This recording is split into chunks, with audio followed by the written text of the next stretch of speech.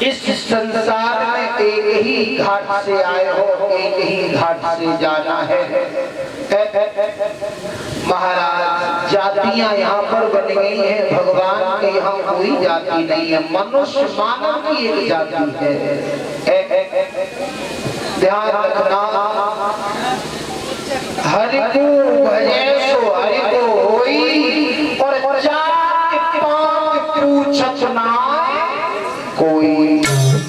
अभी आप लोग कथा श्रवण कर रहे थे, किस तरीका से मर्यादा पुरुषोत्तम श्री राम, शेषावतारी लक्ष्मण, भैया भरत, शत्रुघ्न चारों भाइयों के विवाह जनकपुर से संपन्न होने के बाद में अवधपुरी में बारात लौट करके आई। मेरे भगवान श्रोताओं, धीरे धीरे समय व्यतीत होता चला गया देवियों। इधर एक दिन महाराज दशरथ ने विचार किया है कि अब मैं अपने बड़े बेटा राम को अयोध्या का राजा बनाऊंगा। महाराज राम को राजा बनाने के लिए शाम को नगर में डोला पीटे गए कि कल राम का राज तिलक होगा। लेकिन समय की गति को मानता कोई नहीं जानता। सबको ये मालूम था कि कल राम राजा बन जाएंगे। अयोध्या पूरी में डोला पीटे जा रहे थे। कैसे?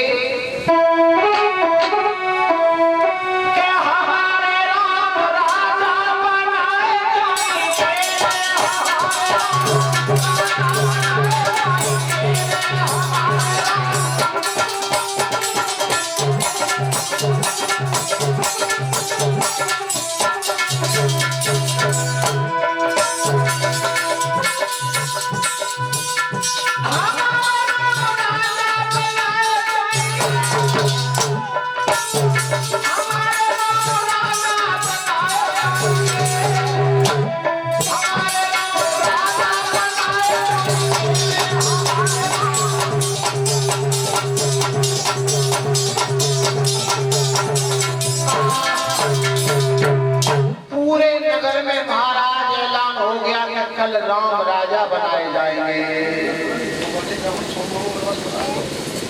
मेरे भगवान श्रोताओं, राम विचार करने लगे कि कल अगर हमारा राज्य तिलक हो गया तो हमको अयोध्या के राज में लग जाएंगे, लेकिन हमें तो 14 भवनों का उद्धार करना है।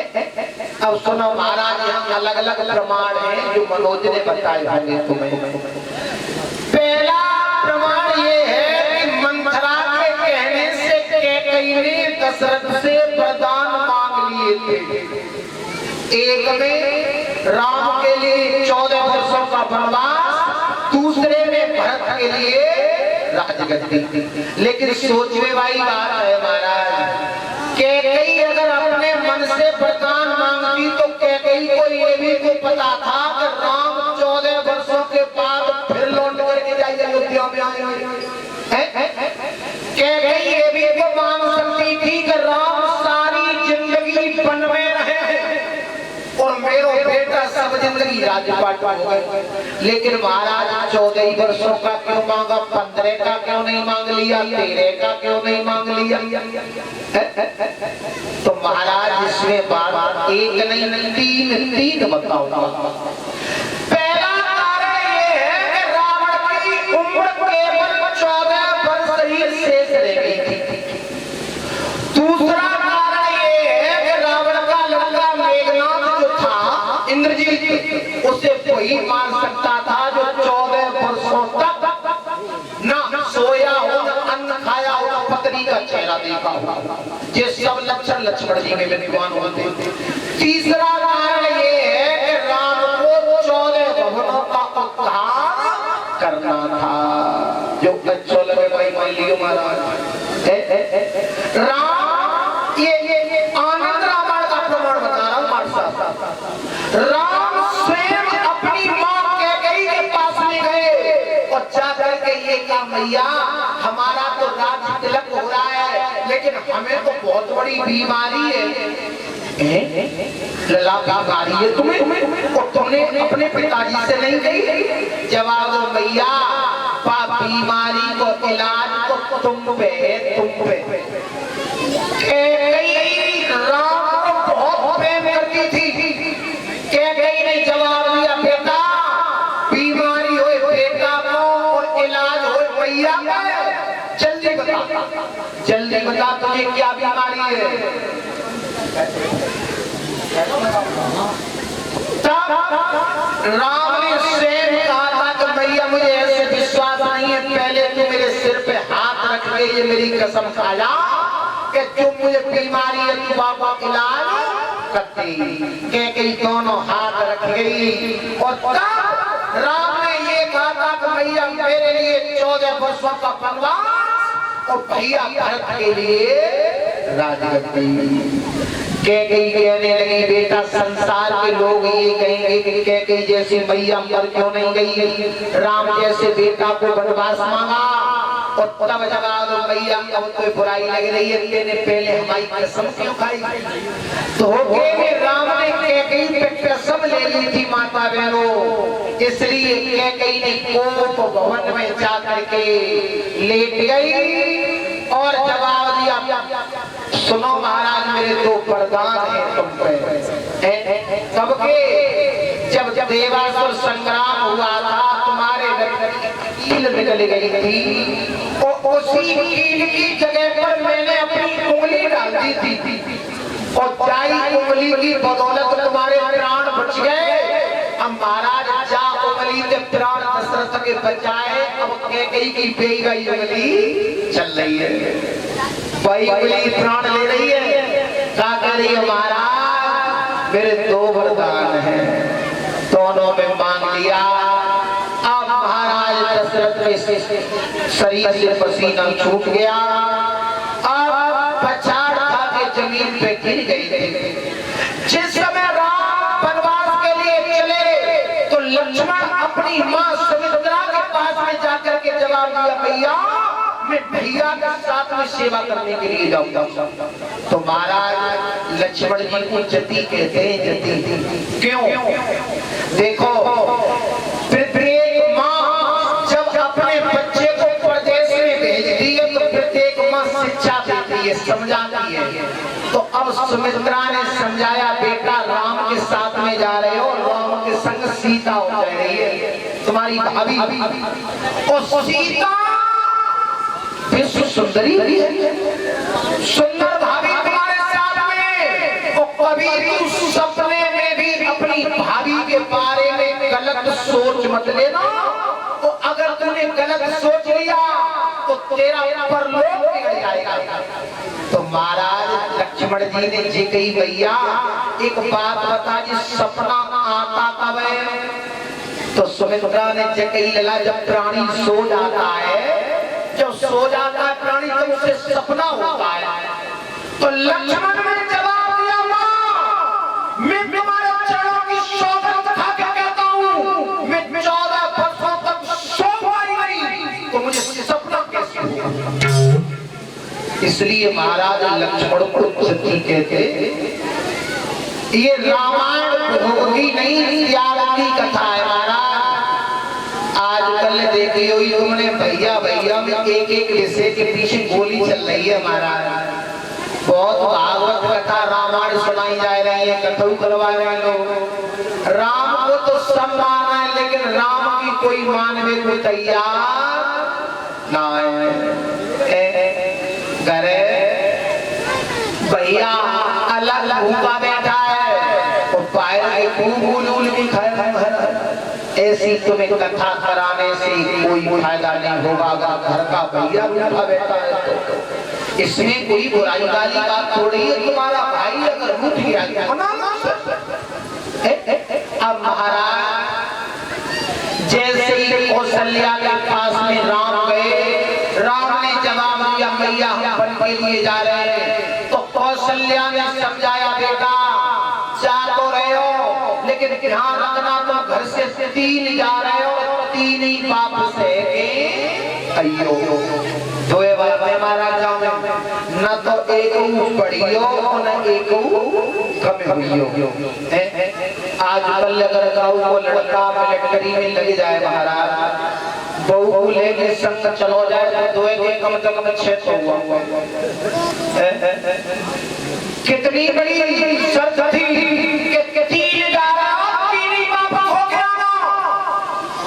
मेरे भक्त श्रोताओं, धीरे धीरे अभी आप लोग कथा श्रवण कर रहे थे हमारे शिष्य के द्वारा।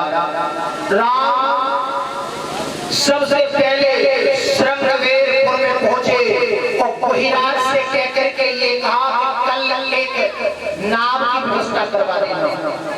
इधर कोहिराज ने केरव नाम के केवट से कह दिया कि तुम कल एक नाव लेकर के नदी पर पहुंच जाना, प्रभु राम नदी को पार करेंगे।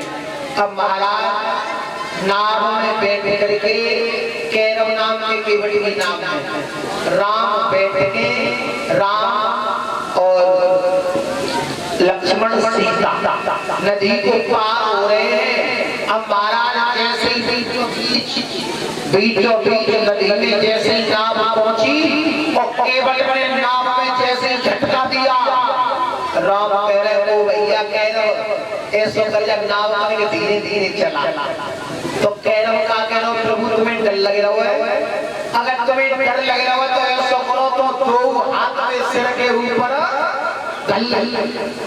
जिनकी एक उंगली मात्र सिर पे रखने से प्राणी का उद्धार हो जाता है। कह रहे बड़ा चालाकी से राम के 2 हाथ में सिर पे दरवाजा जैसे ही नदी को पार किया, अब केवट उत्तरी तट कीना और संकुचित राम नहीं कछु दीना। अब राम कह रहे हमने कछु तो है ही ना, ही अपनी सी की जान हारी और मारे उतरी मन मुदित पाई।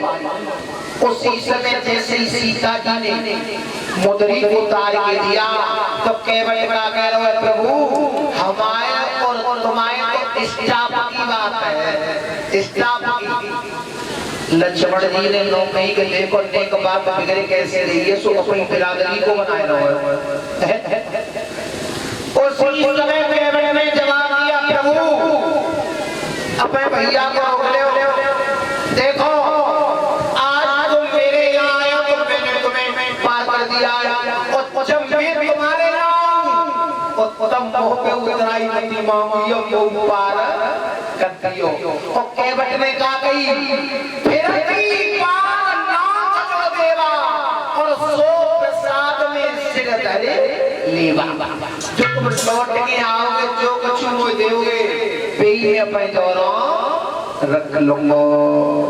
दोबारा फिर बुलाएगा की योजना बना रहा है केवट।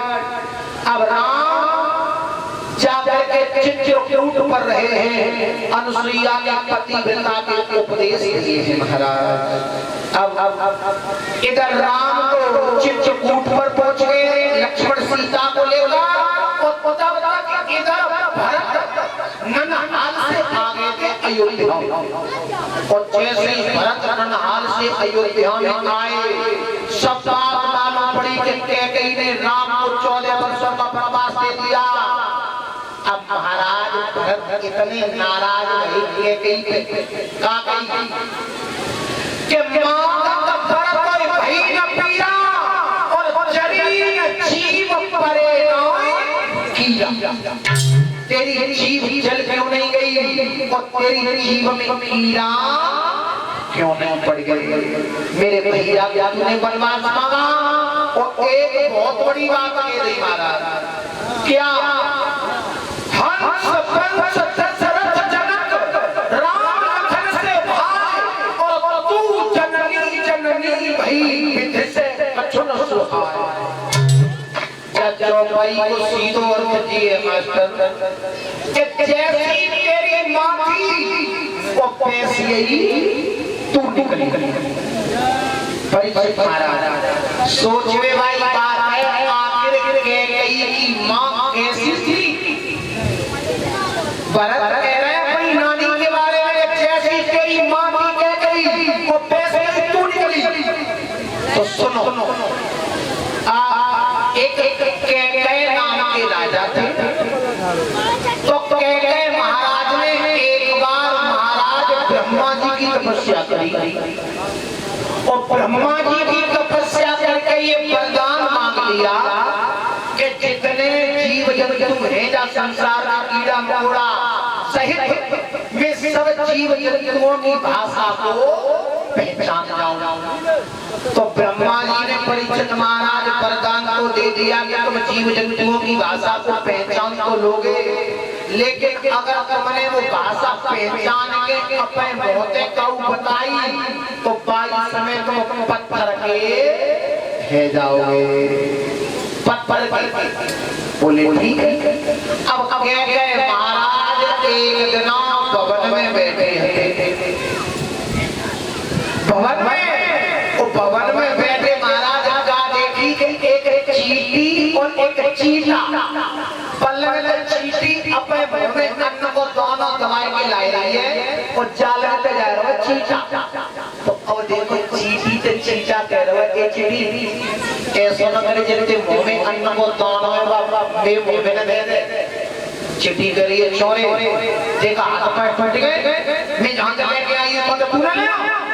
चिट्ठी और चीटा में महाराज आपस में लड़ाई हो रही है और चिट्ठी और चीटा की आपस की लड़ाई को देख करके कैकेय महाराज ताली पीट के हंस गए और महाराज जैसे हंसे महारानी जोरों में चारों तरफ देखी जब और कोई है ना के अलावा चारों मतलब जब महाराज जो ही देखे हंस रहा। ए महाराज सुन ले बाबा तुम ये देख कर क्यों हंस रहे हो? महाराज कह रहे रानी हम तुम्हें देखेंगे ना हंस रहे। बताओ मैंने देख के हंस रहे हो? तो अगर महाराज जी कहेंगे हम जब चिट्ठी चीटा को देख के हंस रहे हैं तो महाराज तुरंत पत्थर के है जाएंगे। अब महाराज चक्कर में पड़ गए कैकेयी की माँ पीछे पड़ गई, महाराज के जवाब दिया महाराज को बताना जरूर पड़ेगा। तो हंसे महाराज ने कोई अब ये माने ही ना है। चलो अगर ये मानना ना है तो जब गंगा के किनारे पे बताओ, अगर मैं पत्थर को हेऊ जाऊंगा तो गंगा की धार लग रही तो मेरे को धार तो मिल जाए। कैकेय महाराज रानी को लेके गंगा के किनारे के लिए चले। महाराज गंगा के किनारे के लिए और रास्ता में जंगल में कुआं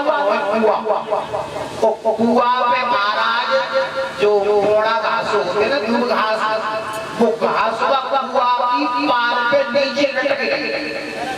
तो एक बकरा और एक बकरिया, अब वो बकरा आगे बढ़ता है अपनी लंबी गर्दन करता है और नीचे लटकी हुई घास को तोड़ के फिर मुंह में देके खाई लेता है। अब पीछे बकरिया ठाड़ी है, बकरिया कह रही है बकरा मेरी गर्दन न पहुंच रही वह घास तक, ऐसे न कर वह घास को तोड़ के तुम्हें मुंह में दे दे तो मेरा पेट बच जाए।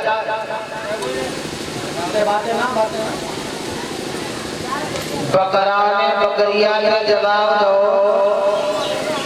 मैं ते मुंह में तो तुर की घास दे दूं और एक छाप लग गई सब एक दिन में खड़े और पानी खा जाए। बकरा ने बकरिया को जवाब दे, जवाब दो बकरा ने जी को ये राजा पागल है वो रानी के कहने पे पड़ के चले जा रहा है, एक छाप लग गई सब खड़े और पानी खा गई। महाराज कह गए महाराज ने विचार करो वो तो बढ़िया तुझे पकड़ रही है जो जान बकरिया पे जवाब करता है।